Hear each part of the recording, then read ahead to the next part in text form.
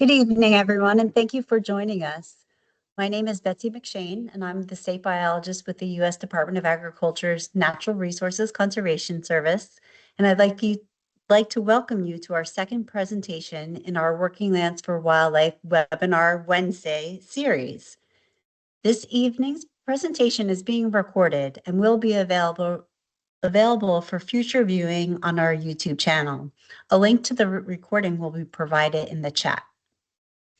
This webinar series is a joint effort between NRCS and several partner organizations that work together to restore wildlife habitat on private lands here in New Jersey.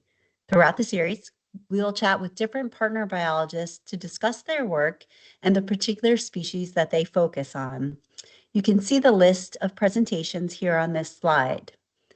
Each session will be held on Microsoft Teams beginning at 7 p.m. and presentations will be about 30 to 45 minutes long, and there'll be a question and answer session at the end.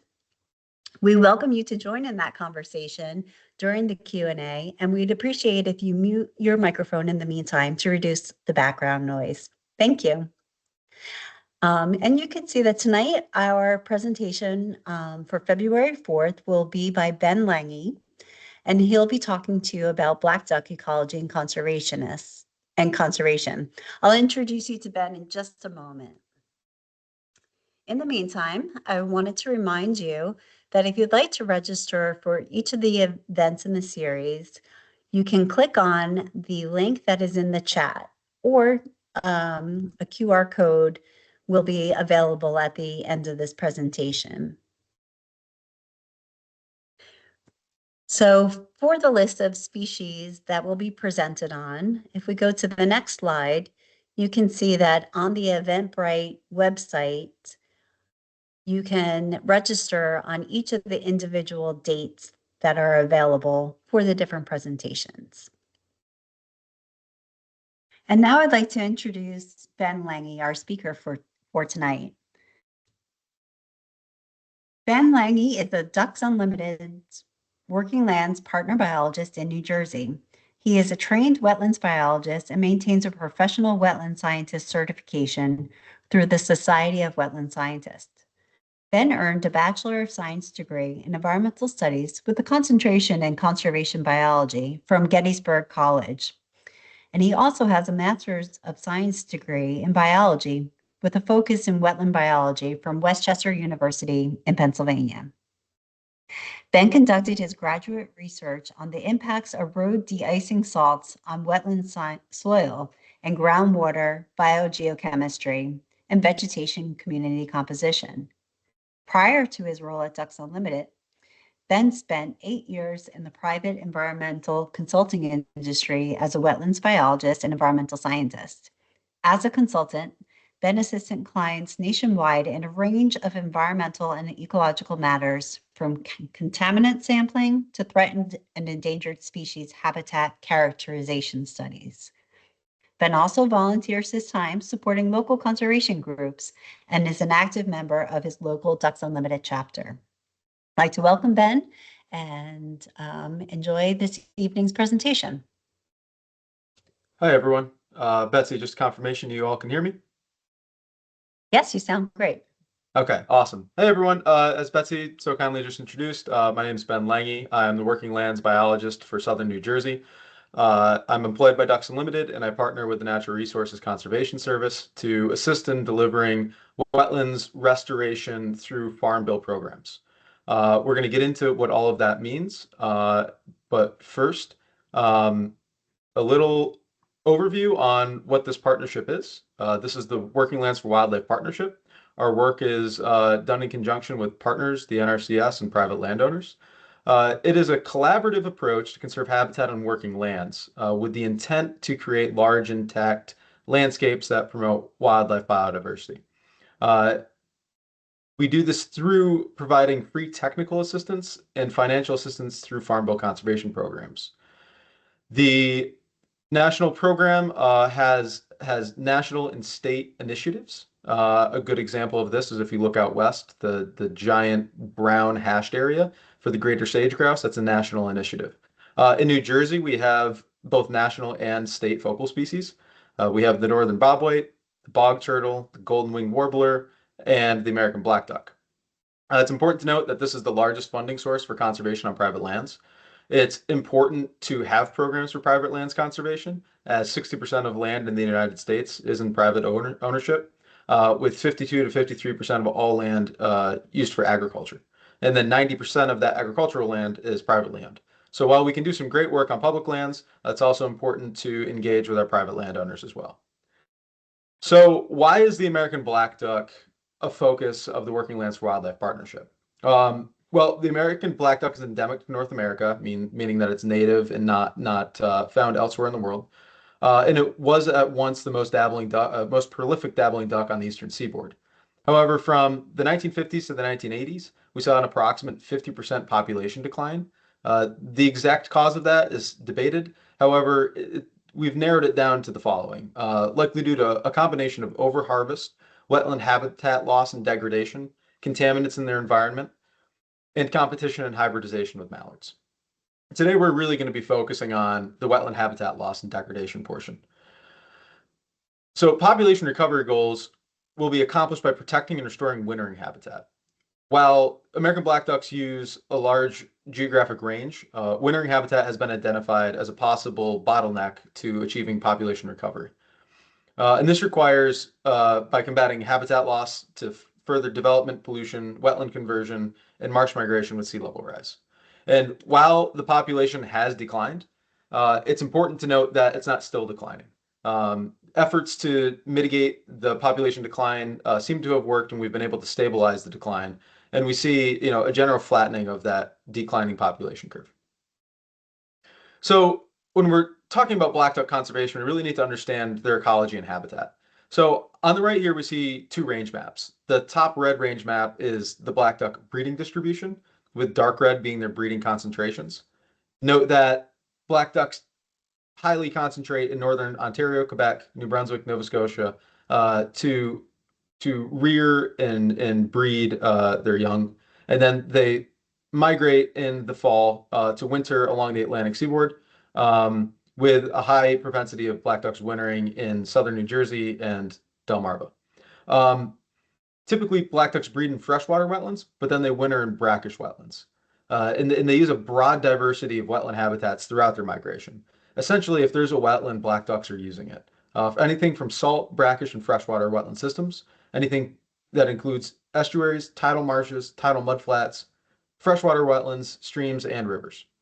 Their breeding habitat occupies the array of freshwater wetland types. However, there are some variables we can use to hone in on the likelihood that a black duck will be present in using a wetland system for breeding and rearing their young. Selecting variables like the presence of beaver dams, the amount of surface water in a wetland system, the area of a flooded timberland, and the presence of humans are all indicative of whether or not a black duck will be present. Now, black ducks migrate once a year, well, twice a year, once down and once back up. During migration and in overwintering along the Atlantic flyway, black ducks extensively use both tidal and non-tidal wetlands. Overall, they prefer wetlands isolated from human activity. In contrast with the mallard that we can find nesting in our gardens, black ducks really prefer to find some isolated wetlands and hunker down and stay away from humans. Now, New Jersey's of special concern. New Jersey salt marshes and coastal back bay habitats host about 44% of the entire wintering black duck population. That's an inordinate amount of black ducks. The Delmarva Peninsula and Chesapeake Bay make up for most of the remainder. And as you can see in this map shaded blue, the concentrations extend down into Virginia as well. And there are isolated populations in western Tennessee along the Mississippi River. Of increasing importance, studies have been finding that forested wetlands near salt marshes have been more and more important. We'll get into more of this later. However, forested wetlands provide a thermal refuge. When cold snaps happen, black ducks can go find forested wetlands with a little bit more insulation than emergent wetlands adjoining those forested wetlands. Now, we've thrown around a lot of different types of wetlands in that last slide. And just so that we're all on the same page, I'm going to go through kind of what is a wetland, what makes up a wetland, and what are these different wetland types that I'm talking about? Well, there's a lot of different definitions out there. There's no single correct one definition for a wetland. However, I'm going to provide you with two jurisdictional definitions and one habitat-driven definition. So the two jurisdictional definitions you'll see is the Army Corps of Engineers and New Jersey Department of Environmental Protection. So in the United States, the Army Corps of Engineers holds jurisdiction over waters of the United States. Court cases constantly decide what is and what is not jurisdictional. But for those wetlands that are jurisdictional, this is how the Army Corps defines those wetlands. It's those areas that are inundated, so have water, or saturated by surface or groundwater, so either precipitation or groundwater upwelling, at a frequency and duration sufficient to support a prevalence of vegetation typically adapted to life in saturated soil conditions. So that's kind of a it's a very technical definition, but essentially it's saying areas that are wet, where the soil is wet long enough to have wetland vegetation present. The New Jersey Department of Environmental Protection says the same thing, but it adds that the DEP shall use the three parameter approach in designating a wetland. And these three parameters are hydrology, soils, and vegetation. So water, soils, and vegetation. How wet is the area? What kind of soils are we observing? And what kind of vegetation is growing there? Now, the United States Fish and Wildlife Service has a bit of a different definition, and a definition I like a lot because it's less argumentative. It's just the idea that wetlands are in between uplands and open water systems. They're kind of these transitional areas where the water table is usually at or near the surface, and the land can be covered by shallow water. And then again, it relies on those three parameters: hydrology, soils, and vegetation. So, what is hydrology? Well, let's look at this top left picture and the bottom right picture. That's hydrology. You see standing water on top of the surface of the soil. You see ruts. That's another indicator of hydrology. Um, Hydrology can be defined as the hydrologic regime, or the amount, duration, and frequency of water on a site. And hydrology is the primary factor that drives wetland formation and determines wetland type. So the first thing when you're looking at a wetland is to look at the hydrology.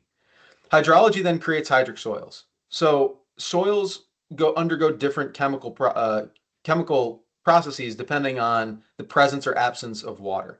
So soils that are saturated become anaerobic or don't have oxygen. Water stimulates microorganism growth that uses up available oxygen.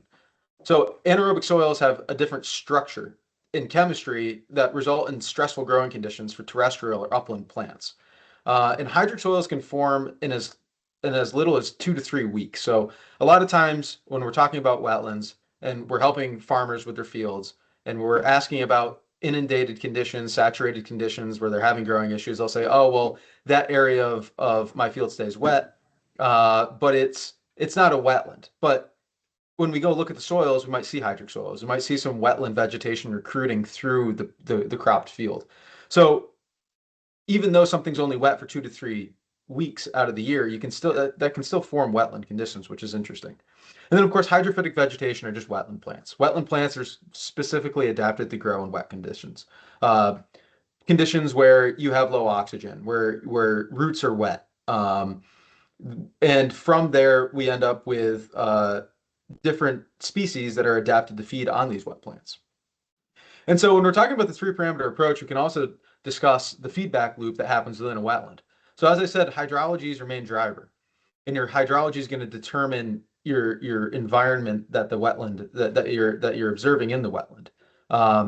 And those physiochemical properties are going to drive which type of biota are present and using the wetland. But those same species can actually modify the hydrology in the wetland or the physiochemical environment in the wetland and change the wetland entirely. A good example of this is an emergent wetland has a lot of excess water, where a forested wetland might have less excess water than you'd expect. Through evaporation and transpiration, woody vegetation holds up a lot of water in its biomass and then expels that into the atmosphere in the tree canopy. That can really dry out a wetland and change the hydrology. Where we might want a little bit more water on the surface for waterfowl use, so maybe you need to make a change to the structure of your forest. So the hydrology drives a lot of different wetland types, and there's a wide range of wetland types, from ephemeral wetlands that are short in duration to things that are always wetlands, permanent coastal wetlands. And North America holds a wide variety of wetlands, from the Everglades to the Prairie Pothole region. There's tons of different wetlands in the United States. And as I've mentioned previously, your ecological character is going to be determined by your flooding regime or your hydro period. And wetland types are characterized by their hydro period and by the vegetation community that's present in each wetland and by the biochemistry of the soils and water. This is called the Cowardin classification system. So if we're looking at this figure on the right, we can see that from the headwaters of a stream all the way down to the mouth of a river in the ocean, you have a variety of different wetland types that are gonna occur across this gradient, from freshwater to saltwater. New Jersey is kind of unique. We have a wide variety of wetlands. A diverse physiography results in diverse wetland types. There's 5 major physiographic regions, and each of these regions has various wetland types. The Ridge and Valley Province wetlands are going to look very different from the outer coastal plain wetlands. New Jersey has many wetland resources, over 900,000 acres of wetlands. That's 19% of the state's surface. And the most common wetland type is palustrine wetlands or emergent wetlands. Forested wetlands are also common. Other notable wetland resources are estuarine wetlands and salt and brackish marshes, which occur along the coast. When talking about 2 major wetland types in New Jersey, we have our inland wetlands, like in our Ridge and Valley province, and then we have our tidal wetlands, which would be along the Delaware Bay and the Atlantic coast. Inland wetlands primarily rely on precipitation for their hydrology. They comprise 95% of all wetlands globally. They're non-tidal, so there's no tide, and they're all freshwater. Well, mostly freshwater. There are some out west that include saline environments. Largely in New Jersey, there's a large glacial influence. Northern New Jersey wetlands exist where glaciers formed historic lakes, carved out depressions, and washed sediment during melting. These depressions have filled in over time. These old lakes have filled in over time, creating the bogs that we're familiar with in northern Jersey. Southern Jersey experienced permafrost conditions, creating thermokarst terrain, or the freezing and thawing process created lower spots that ended up becoming wetlands. Wetlands can also be created by ecosystem engineers. Everyone's familiar with the mighty beaver, but my job is to also modify the environment and create wetlands. So humans can do that as well. And then finally, floodplain wetlands exist behind levees along rivers. So whenever you have a flooding event, sediment is deposited along the river banks. This creates a topographic lift. When those flood waters recede, you're left with water standing behind the riverbank. And that's a specific type of wetland. Tidal wetlands have hydrology that's influenced by floods, so storm water, storm surge, and the flow and ebbs of tides. They're flooded twice daily. Coastal wetlands lie on salinity gradients from tidal freshwater within the Delaware River in New Jersey to completely euhaline or marine environments, salt marshes. Salt marshes can exist from a narrow fringe along the ocean to miles wide. They're the most productive ecosystems on Earth, and that's measured in primary productivity or vegetative growth. And they serve as extremely important overwintering habitat for migratory birds and waterfowl, other shorebirds, and wading birds. Uh, in New Jersey, the most common tidal wetland that we're familiar with is the coastal plain salt marshes. Dominant species that we can find there are Spartina alterniflora, Spartina patens, Juncus romerianus, and Distillus spicata. Spartina patens is what we'd be familiar with our salt hay industry in New Jersey. Freshwater tidal systems are also extremely productive and they're heavily used by wildlife. Our freshwater tidal systems in New Jersey, we can commonly find vegetation like spatterdock and wild rice. However, between the 1780s and 1980s, New Jersey lost 39% of its wetlands. That's a lot. Primarily, we lost them from the crop production and pasturage. Other wetlands have been filled in for housing, transportation, and development. This picture here is taken from the New Jersey time machine.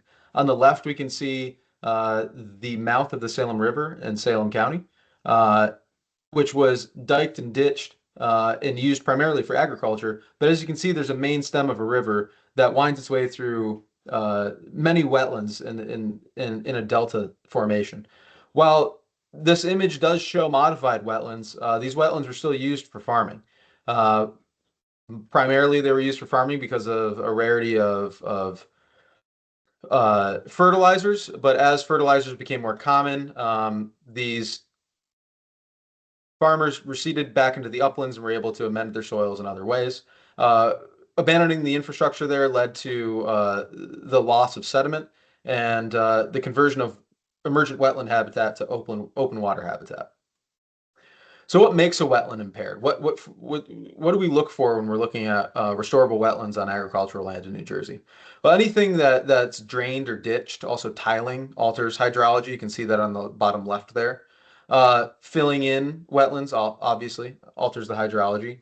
Mowing or brush hogging can alter vegetation. It can also alter hydrology, and you can see that in the middle right. Tilling alters hydrology, soils, and vegetation.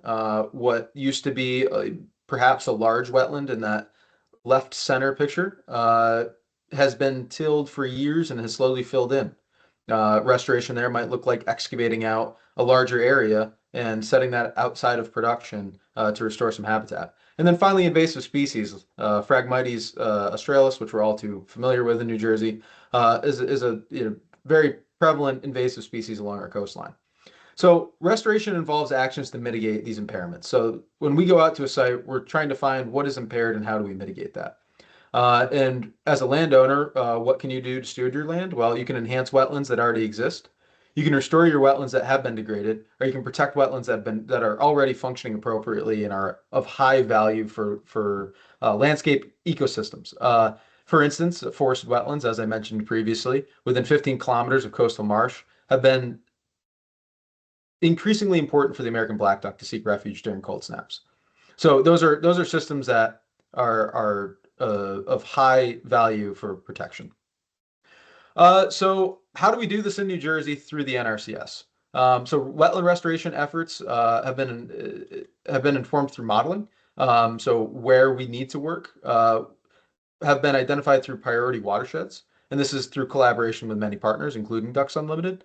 We used an energetics-based model on available habitat and calories required by migrating and wintering waterfowl. So where are the ducks spending their time? What kind of food is on the landscape already? And do we either need to protect what's there or do we need to create more of it on the landscape? This model receives periodic updates. And as we can see in New Jersey, there's a high need for protection in southern New Jersey, restoration along the Delaware River, and then up in the Ridge and Valley province, there's a lot of need for migratory habitat to ensure that our American black duck population and other dabbling ducks can complete their annual migration cycle.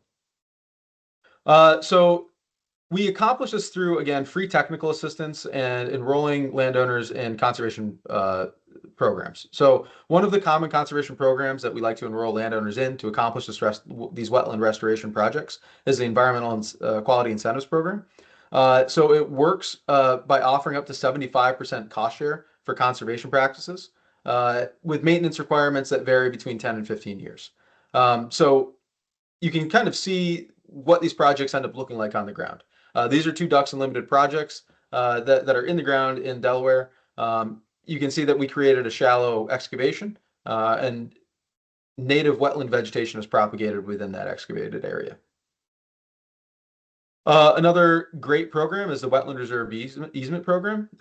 It works through the placement of a conservation easement on your farmland or on your private land with the promise that you're going to take that land out of production, hopefully in perpetuity. WRE offers 100% cost share. So not only are you paid 100% of your easement value based on a geographic area rate cap, but the NRCS also covers 100% of the restoration costs on top of our already free technical assistance. The NRCS also covers maintenance and perpetuity. So from the first site visit until the land's done being stewarded, the NRCS has your back.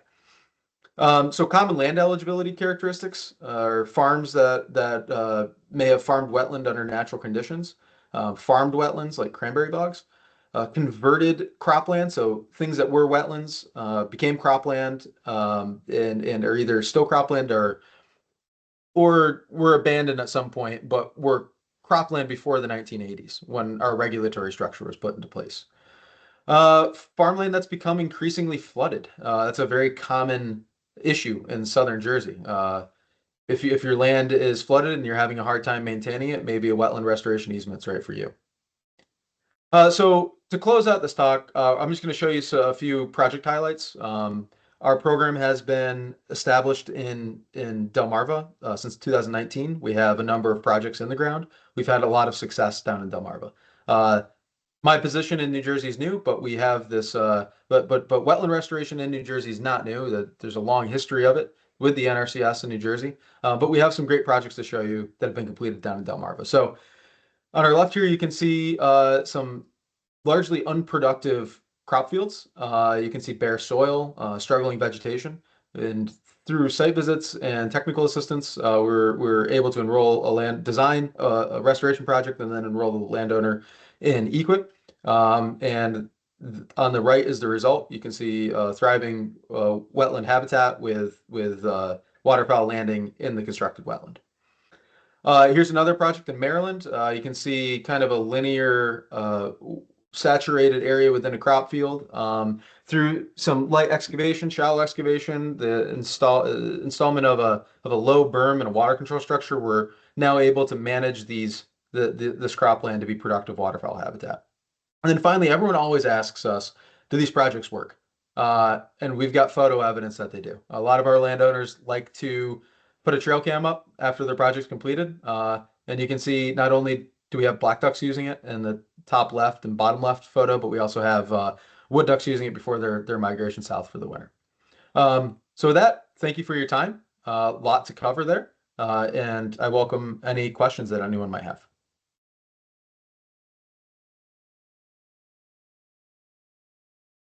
Thanks, Ben. That was great.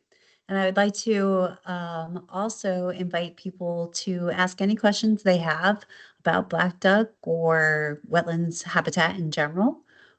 And you can unmute your microphone and go ahead and ask your question, or you can also enter it into the chat if you have anything that you'd like to type out.